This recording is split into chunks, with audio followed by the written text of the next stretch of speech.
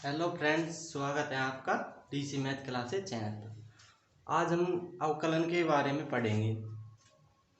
देखते हैं अवकलन क्या होता है। तो गाइस, आप ध्यान से देखना, आपको बस कुछ नहीं करना। आपको मैं जो भी बताता हूँ वो ध्यान से सुनिए। और आप कुछ नहीं, आप अवकलन ऐसे करोगे जैसे कि एक आपने क्वेश्चन देख लिया तो वो आपके मन में आ जाएगा कि ये है, इसका आंसर ये होगा।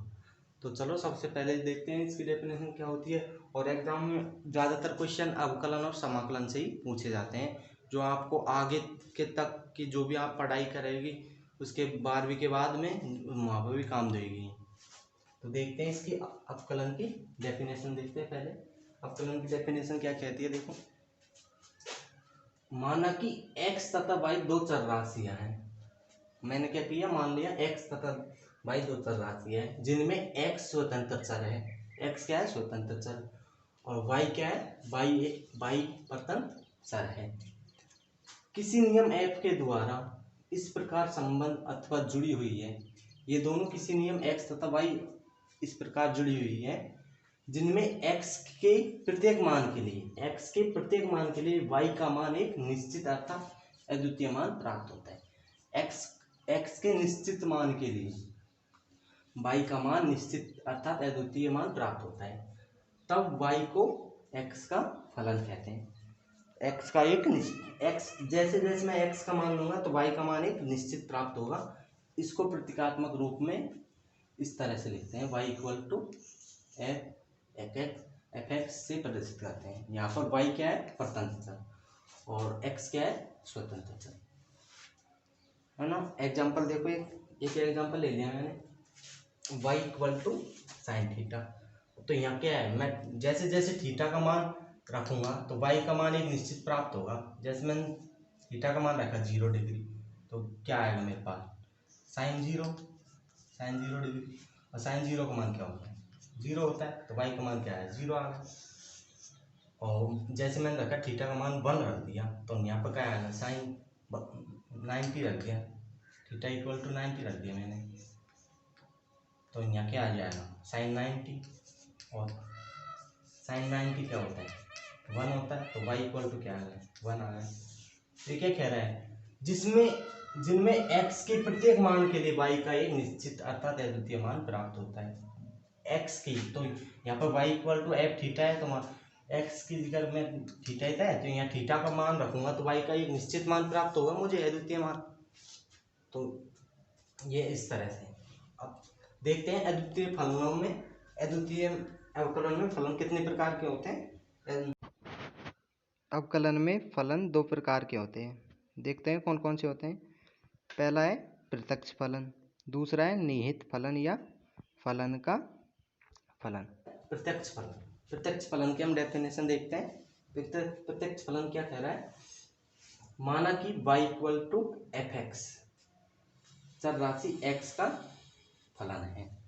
y equal to f x चर राशि x का फलन है। फलन y बराबर एफ एक्स एक ऐसा फलन है जो कि सीधा x पर निर्भर करता है। ठीक है, अगर y बराबर एफ एक्स एक ऐसा फलन है जो कि सीधा x पर निर्भर करता है, ये x की वैल्यू क्या होगी? निर्भर करता है, प्रत्यक्ष फलन कहलाता है। तो अब जो भी हमारे कुछ फॉर्मूला हैं जो प्रत्यक्ष फलन से ही है, जैसे मैंने देखो y इक्वल टू क्या लिया मैंने? x की पावर n। तो इसका मैं अवकलन करूंगा dy ओवर dx। तो ये क्या है? एक इसकी ये घात तो आगे आ जाएगी और इसमें से एक घात कम हो जाएगी, तो क्या जाए? n x की पावर n माइनस 1। और यहाँ क्या है? कांस्टेंट y बराबर, तो dy ओवर dx करूँगा मैं, इसका अवकलन करूँगा तो क्या आ जाएगा? कांस्टेंट का अवकलन 0 हो जाएगा। तो हम अब आगे और अवकलन से रिलेटेड कुछ फॉर्मूले देखेंगे कुछ, तो उन्हें देखते हैं।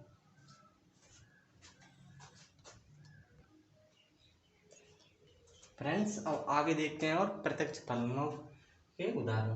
प्रत्यक्ष फलन पहला क्या मान लिया मैंने? पहले क्या मेरे पास y इक्वल टू क्या है? e की power x। y equal to e की पावर x, तो dy ओवर dx क्या हो जाएगा? e की पावर x ही होगा इसका। और जैसे y इक्वल टू a की पावर x है, तो इसका क्या होगा? dy ओवर dx a की power x log e a। Y बराबर लॉग ई एक्स हो, d y over d x क्या होगा 1/x, और y equal to log a, यहाँ पर तो आधार क्या है ई और यहाँ पे क्या है ए, तो इसका ध्यान रखना पड़ेगा आपको। तो इसका क्या होगा 1/x लॉग ए ई। अब देखते हैं त्रिकोणमितीय फलनों पर। त्रिकोणमितीय फलन में पहला क्या है y equal to sine x, तो y equal to sine x का है, इसका क्या हो जाएगा d y over d x equal to क्या हो जाएगा कॉस एक्स, और दूसरा क्या है y equal to cos x, तो इसका क्या होगा d y over d x equal to क्या होगा माइनस का साइन एक्स, इसका क्या होगा कॉस में क्या होगा माइनस होगा, और y equal to tan x हो तो इसका d y over d x क्या होगा एक्स से सापेक्ष करेंगे तो सही कुछ क्या एक्स होगा, ऐसे ही y equal to cot x हो और d y over d x क्या हो जाएगा इसका माइनस का कुछ क्या एक्स, ऐसे ही y equal to sec x हो तो d y over d x, तो इसका क्या होगा sec x into tan x, y equal to cosec x हो इसका क्या होगा d y over d x क्या होगा माइनस का cosec x into cot x. आपको याद रखने वाली चीज़ क्या होती है, जहाँ भी आपको को मिल जाए को, जैसे कॉस कॉट और कुसेक को मिल रहा है ना आपको को, तो इस यहाँ पे इनके अवकलन में क्या आएगा हमेशा नेगेटिव साइन आएगा, तो आप देख लो कॉस एक्स का क्या होगा माइनस साइन एक्स, और इसमें क्या होगा कॉट में को आ रहा है तो माइनस का कोसेक स्क्वायर एक्स, और इसमें भी देखो कॉस में को आ रहा है तो इसमें माइनस का कोसेक इंटू कॉट एक्स, तो यह आपका प्रत्यक्ष फलन हो गया। तो अब क्या करेंगे हम दूसरा निहित फलन या फलन का फलन, उससे पहले हम क्या थोड़ी सी चीज एक कर लेते हैं कि अवकलन समीकरण में कोटि और घाते क्या होती है, तो उसके बारे में हम जान लेते हैं थोड़ा सा, तो आप बने रहिए हमारे साथ। अब हम फ्रेंड देखते हैं अवकलन समीकरण की कोटि एवं घात क्या होती है। कोटि एवं घात, तो कोटि इक्वल टू क्या होगा यहाँ देखिए कि अधिकतम,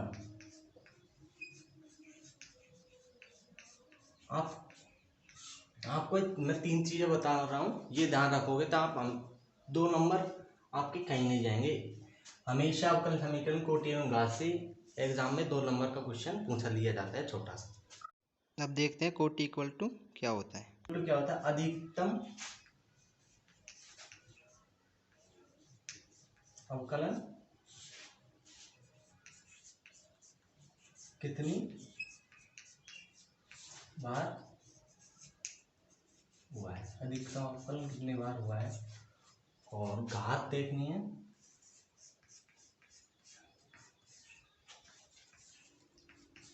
घात क्या अधिकतम अवकलन की घात जो होगी ना वो घात होगी आपकी अधिकतम अवकलन, अधिकतम अवकलन होगा उसकी जो घात होगी ना ये यहाँ घात, वो आपकी क्या होगी घात होगी। और तीसरी चीज क्या ध्यान रखनी है आपको, जैसे आपको e की पावर मिल जाए डी ओवर डी एक्स, या मिल जाए sine d y over d x, sine 2 बार मिल जाए अवकलन d square y over d x square, cos d y over d x, मतलब त्रिकोणमितीय फलन में मिल जाए और उसमें मिल जाए d y over d x, तो ये क्या होगा इसकी कोटि तो होगी लेकिन घात क्या होगी, घात क्या होगी घात अपरिभाषित होगी।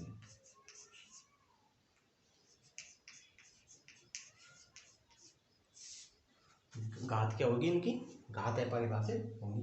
तो अब मैं देखता हूँ पहला एग्जांपल ले लेता हूँ मैं, जैसे मानो कि d y over b x plus 3x equal to 5, इसमें पूछा आपसे दिए गए अवकल समीकरण की कोटि एवं घात बताइए। तो अब देखते हैं कोटि कितनी है, यहाँ कोटि क्या है अधिकतम अवकलन कितनी बार हुआ है, अधिकतम अवकलन कितनी बार हुआ है इसमें सिर्फ एक बार हुआ है यहाँ अवकलन, मतलब कोटि कितनी एक, और घात अधिकतम अवकलन की घात, अधिकतम अवकलन एक बार हुआ है इसकी भी घात क्या है यहाँ 1 है, तो घात भी क्या होगी इसकी 1 होगी। अब मान लो और सेकेंड एग्जांपल ले लेता हूँ मैं,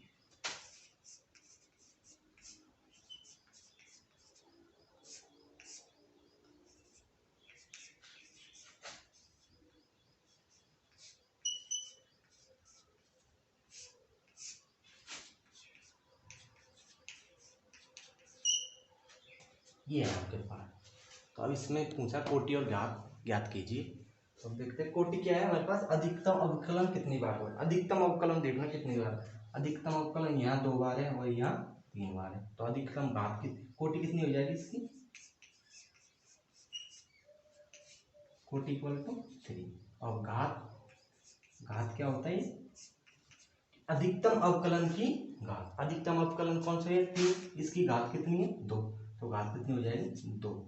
तो ये नहीं कि आपको ये 3 दिख रही है घात आपको कि अधिक घात 3 है, तो ये नहीं, आपको क्या देखना अधिकतम अवकलन कितनी बार हुआ है और उसकी घात कितनी है। तो घात कितनी है यहाँ 2 है। एक और ले लो एग्जाम्पल, तीसरा क्या हो जाएगा,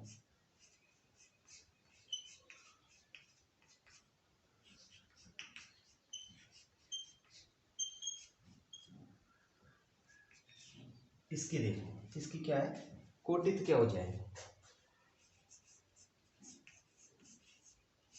कोटि कितने, अधिकतम अवकलन कितनी बार हो रहा है इसमें 2 बार, तो कोटि कितनी हो जाएगी 2। और घात, घात के लिए क्या आ रहे हैं यहाँ साइन में dy ओवर dx आ रहा है, तो घात क्या हो जाएगी यहाँ ये परिभाषित हो जाएगी ना,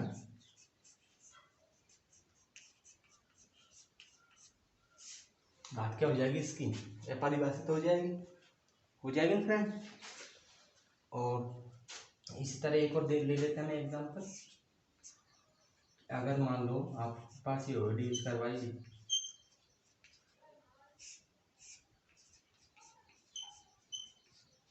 dx plus sine x equal to, अब इसकी बताइए आप कमेंट करके जरूर बताएं, मैं तो बता ही रहा हूँ नहीं तो इसमें देखो कोटि कितनी हो जाएगी यहाँ, कोटि कितनी बार अवकलन हुआ है इसका, अधिकतम अवकलन कितनी बार हुआ है 2 बार, 2 बार। और घात कि इसमें देखो साइन आ रहा है, तो आप बोलोगे इसकी घात तो परिभाषित होगी, तो ये परिभाषित नहीं होगी। अगर साइन में d y over d x आए, साइन में d y over d x आए तो घात है परिभाषित होगी। तो इसके लिए अब घात क्या है, अधिकतम अवकलन कितनी बार है 2 बार, और इसका भी, इसकी घात क्या है 2, तो घात क्या होगी इसकी 2 होगी। एक और ले लो,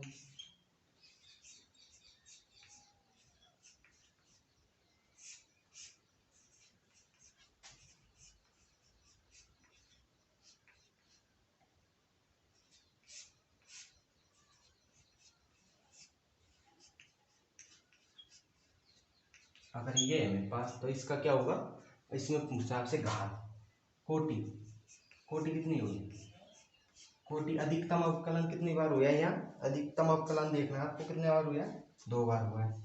और घात, घात के लिए क्या है, घात के लिए क्या आ रहा है हमारे e की पावर में dy ओवर dx आ रहा है, ये मैंने बताया आपको। ये आ जाए त्रिकोणमितीय फलन कोई सा भी आ जाए तो क्या घात क्या होगी, अगर हमारे पास अपरिभाषित होगी।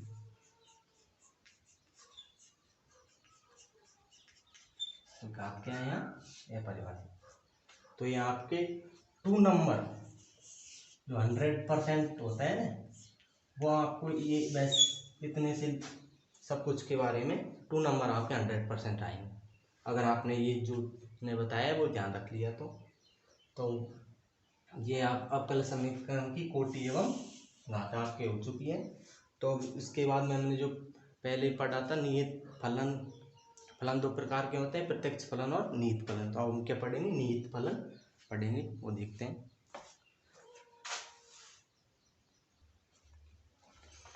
तो फ्रेंड्स अब मैं देखता हूँ दूसरा फलन कौन सा है, निहित फलन। निहित फलन और फलन का फलन, तो ये क्या कह रहा है कि माना कि y बराबर एफ एक्स चर राशि x का एक ऐसा फलन है कि y का मान, जो y का मान है सीधा x पर निर्भर नहीं करता, इस पर x पर निर्भर नहीं करता, किसी अन्य पर निर्भर करता है। मतलब कि निहित फलन का फलन अंदर वाले फलन के फलन पर निर्भर करता है, तब एफ एक्स को फलन का फलन अथवा निहित फलन कहते हैं। वो कैसे मैं बताता हूँ, एक एग्जांपल। मैंने मान लिया, माना y बराबर एफ जी एक्स इसके अंदर। तो अब ये देखो यहाँ जहां एफ जी एक्स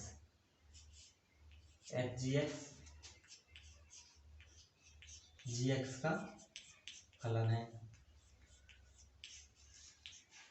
तथा जी एक्स ये जी एक्स एक्स का फलन है।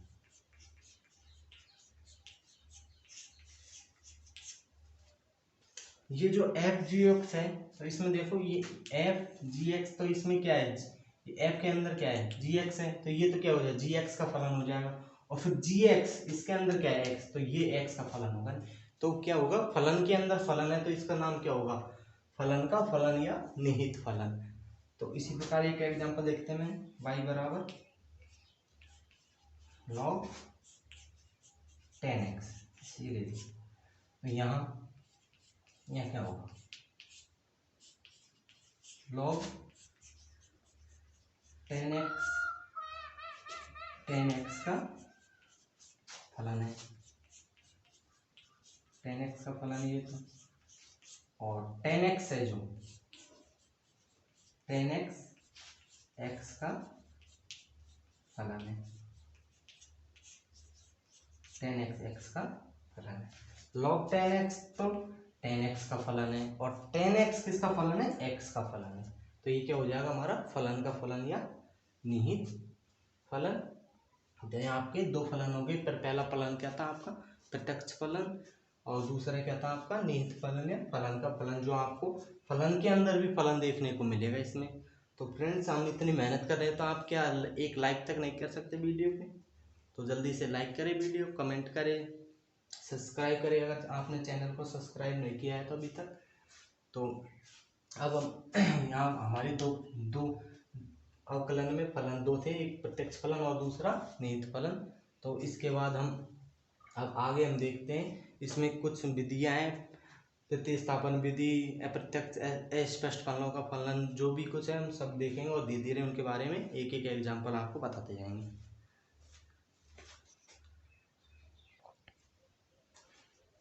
फ्रेंड्स अब आगे देखते हैं हम, पहला कौन सा हमारा चेन रूल। चेन रूल मतलब श्रृंखला नियम। श्रृंखला नियम क्या कहता है हमारे, देखते हैं, दिए हुए फलन को तब तक अवकलन करते हैं, दिए हुए फलन को तब तक अवकलन करते हैं जब तक कि परतंत्र चर का स्वतंत्र चर के सापेक्ष अवकलन करने पर dy ओवर dx प्राप्त हो जाए। मतलब कि x के सापेक्ष कर रहे हैं तो dy ओवर dx प्राप्त हो जाए। तो वे कैसे देखते हैं, जैसे मान लो मैंने ले लिया y equal to cos x cube, अब इसके मुझे बोल दिया x के सापेक्ष अवकलन करो, तो मैं क्या करूँगा dy ओवर dx। श्रृंखला नियम देखो, दिए हुए फलन का तब तक अवकलन करते हैं। सबसे पहले से देखते हैं इसमें cos x है, cos x का क्या होगा, सीधा ही को आ रहा है तो माइनस का sin x, और x की जगह पर क्या है यहाँ x क्यूब है, तो ये तो होगा इसका पूरे का। अब ये मैंने बताया ना अभी फलन का फलन, तो ये फलन का फलन है, यहाँ cos x तो x क्यूब का फलन है और x क्यूब किसका फलन है, x का फलन है। तो अब x क्यूब का होगा, x क्यूब का क्या होगा 3 और x और एक घात कम हो जाएगी 3 में से, तो क्या हो जाएगा 2, 3x स्क्वायर हो जाएगा। तो फाइनली क्या आएगा हमारे पास आंसर माइनस के 3x square sine x cube, ये आंसर आएगा इसमें ऊपर। तो दिए हुए फलन का तब तक अवकलन करते हैं जब तक कि स्वतंत्र चर का परतंत्र चर का स्वतंत्र चर के सापेक्ष अवकलन करने पर dy ओवर dx प्राप्त हो जाए। एक मिनट यहाँ पर देखो थोड़ा सा, अब मैंने क्या किया यहाँ तो पूरे का cos का हो गया, अब उसके बाद क्या किया x क्यूब का कर दिया 3x उसका, तो x क्यूब किसका फलन था x का, अब बचे क्या x, तो x का क्या हो जाएगा dy ओवर dx फाइनली, तो ये तो 1 हो जाएगा। तो अब आ जाएगा finally answer 3x square sinus x cube, और वो भी नेगेटिव साइन के साथ। ये तो आपको हो गया चेन रूल। और देखते हैं दूसरी क्या प्रतिस्थापन विधि। प्रतिस्थापन विधि क्या कह रही है हमारे पास, देखो प्रतिस्थापन विधि में क्या होता है, दिए हुए फलन को इस प्रकार प्रतिस्थापित करते जाएं कि हर बार फलन नए चर का प्रत्यक्ष फलन बनता चला जाए, जिससे सूत्रों को आसानी से प्रयोग किया जा सके और इस विधि का प्रयोग कठिन फलनों का कम करने में किया जा सके। कुछ नहीं, आपको प्रतिस्थापन ऐसे करना है जैसे फलन का फलन ही होगा उसमें भी, जो कि अब मैं इसे ही ले लेता हूँ एग्जाम्पल। देखो इसमें लिया y बराबर cos x क्यूब। अब मैं यहाँ पर क्या प्रतिस्थापन कर लेता हूँ, पुट कि x cube equal to t मान लिया मैंने, टी मान लिया। तो अब इसके बाद में क्या करते हैं, हम इसका क्या कर दूँ, मैं अवकलन कर दूँ x के सापेक्ष में, तो क्या हो जाएगा 3x उसका और टी के सापेक्ष में dx upon dt, dx upon dt और t का क्या हो जाएगा 1 हो जाएगा, सॉरी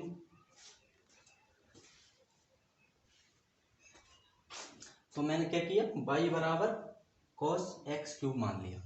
तो मैं क्या पुट कर रहा हूँ, x cube equal to t, x cube equal to t put किया तो ये क्या हो जाएगा, y बराबर क्या हो जाएगा फिर cos x क्यूब की जगह क्या रख रहा हूँ मैं टी पुट किया ना।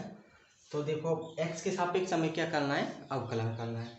तो t इक्वल टू क्या है x क्यूब, तो यहाँ करूँगा मैं dt ओवर dx, x के सापेक्ष करूँगा तो ये क्या हो जाएगा 3 तो आगे आ जाएगा और एक घात कम हो जाएगी 3x स्क्वायर, और इसका भी करूँगा dy ओवर dt, t के सापेक्ष करूँगा क्योंकि ये t का फलन है, t का फलन बन गया है इस टाइम। तो इस टाइम में t के सापेक्ष करूँगा तो ये क्या आएगा माइनस का, दिखेगा नहीं थोड़ा, माइनस का साइन t आया ना। अब मुझे क्या चाहिए, dy ओवर dx चाहिए। देखो dy ओवर dx चाहिए मुझे, तो मैं ऐसे कर सकता हूँ, ये dt ओवर dx, एक तो dy ओवर dx, तो एक तो ये dy ओवर dt ये, और दूसरा ये dt ओवर dx। तो dt से dt कैंसिल हो जाएगा तो dy ओवर dx ही आएगा मेरे पास, आएगा dy ओवर dx। तो मैं इन दोनों को मल्टीप्लाई में लिख दूँ तो ये क्या हो जाएगा, dy ओवर dt क्या है मेरे पास माइनस का साइन t, और dt ओवर dx क्या है 3x स्क्वायर। अब यहाँ पे t का मान भी रख दो, t का मान क्या था हमारे पास x क्यूब, तो माइनस के साइन x क्यूब और 3x स्क्वायर, यही आया ना हमारे पास, और ये यहाँ पर भी आंसर आए थे इसमें, ये दोनों सेम है तो सेम ही आंसर होगा। तो इसमें थोड़ा सा और लिख देना इसमें यहाँ पर डेफिनेशन में कि उसके बाद हम क्या कर देते हैं, दोनों को मल्टीप्लाई करके लिख देते हैं। तो मैंने यही किया, दोनों को प्रतिस्थापन करके क्या किया, मल्टीप्लाई किया और फिर उसके बाद सॉल्यूशन कर दिया इसका। ओके फ्रेंड्स, तो आज के लिए मेरे ख्याल से इतना ही काफ़ी है। हम नेक्स्ट वीडियो में और करेंगे अवकलन के बारे में, कुछ क्वेश्चन करेंगे, कुछ फॉर्मूले करेंगे, नियम वगैरह हैं। तो आप फर्स्ट लेक्चर से लास्ट लेक्चर तक देखना, आपको बहुत मज़े आएंगे इसमें। थैंक यू फ्रेंड्स, आपने सन चैनल को सब्सक्राइब नहीं किया तो सब्सक्राइब कर ले। Thank you for watching this video.